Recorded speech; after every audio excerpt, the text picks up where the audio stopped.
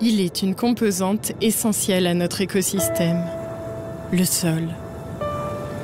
Il a de grands pouvoirs, car il recycle les plantes mortes, héberge de la vie et stocke du carbone.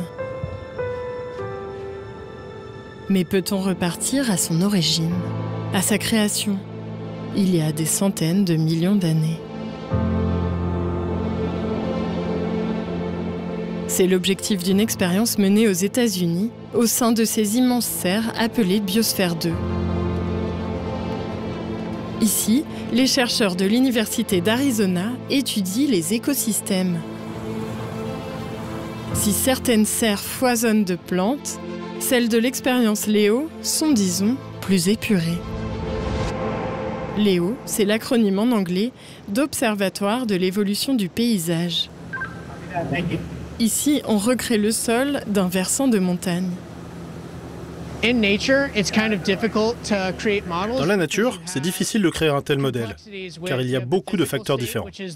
Vous avez à la fois l'état physique, qui est le matériau géologique, c'est-à-dire la roche, et vous avez aussi les facteurs biologiques, les plantes ou les animaux, par exemple.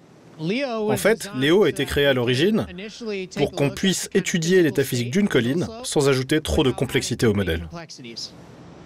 Dans ces trois serres identiques, on repart à l'origine du sol. Or, qu'est-ce que le sol? Il s'agit de la croûte terrestre supérieure, composée de roches et de matière organique. Dans cette expérience, les scientifiques étudient la première phase, avant même l'introduction des plantes ou des animaux. Pour l'instant, il n'y a que de la roche, en l'occurrence du basalte. En faisant pleuvoir sur le basalte, on simule l'origine du sol avant même son développement.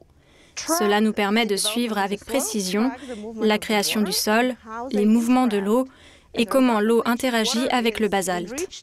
Le résultat, c'est que l'eau se charge de nutriments et modifie le sol. De nouveaux minéraux apparaissent alors et ce sont ces mêmes minéraux qui permettront aux plantes de subsister. Il n'y a donc que de l'eau et de la roche, et pourtant des interactions se créent. Le sol commence à se former. Pour suivre ces phénomènes, l'équipe a mis un traceur dans l'eau d'arrosage.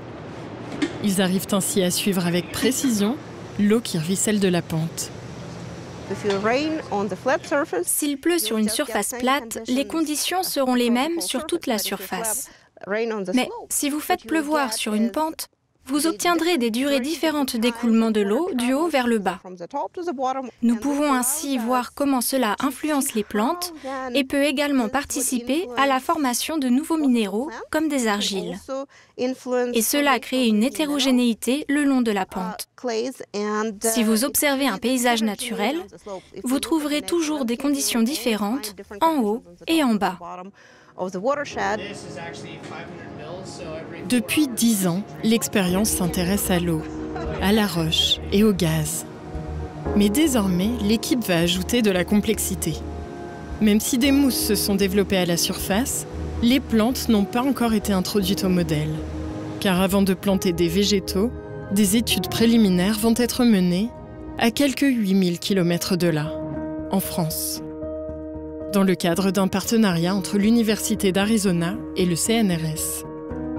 À l'écotron Île-de-France, en lisière de forêt de Fontainebleau, on simule de nombreux climats. Ici, les plantes poussent à très petite échelle, dans des conditions extrêmement contrôlées. On est dans un écolab, donc c'est-à-dire c'est une boîte où on met de la lumière, on met des conditions de météo particulières et on va pouvoir simuler un certain nombre de climats. Ça peut être quelque chose dans le passé, ça peut être quelque chose dans le présent, ça peut être aussi des projections futures de climat voilà, qu'on peut imaginer arriver dans 10 ans, 20 ans. Et donc à l'intérieur de ces boîtes, on va faire des expériences pour regarder comment les plantes vont réagir dans un système. Ici aussi, donc, on étudie le sol, mais cette fois à travers les plantes. Ces dernières poussent dans des colonnes faciles à transporter et à démouler, pour y observer son système racinaire.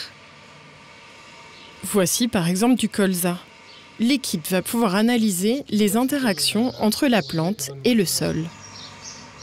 L'idée, c'est de séparer les différentes parties de la plante pour pouvoir quantifier le carbone.